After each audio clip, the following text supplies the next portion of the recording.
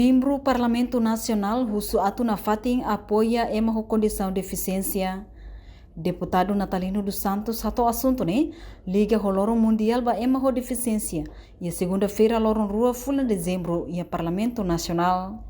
Também a parte Husu Atuna Fatin encoraja maluco condição de deficiência sira onde contribui para o desenvolvimento nacional.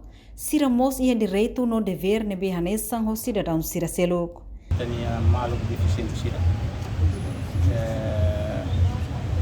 Sira nebe que abang congregação loro kita nebe que cara ka congratula cara festeja muito posir e forma prazo sira na fati forte nebe contribui para desenvolver sira nessa sira ni direito nessa hoje kita sira nebe la hospitalidade. Kita é direito nessa kita dever nessa kita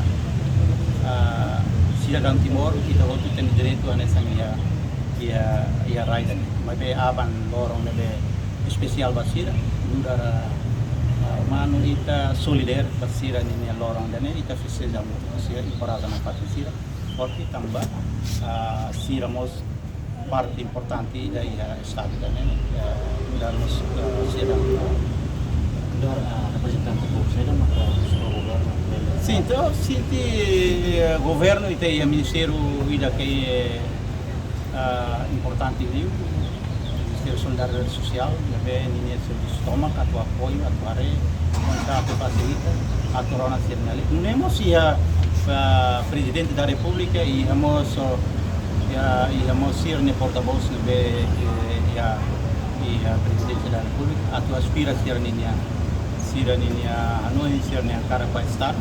E a gente somos deputado representamos Sira sempre valia Sira ni direito e Sira nessa noite o todo Timoruan e direito nessa.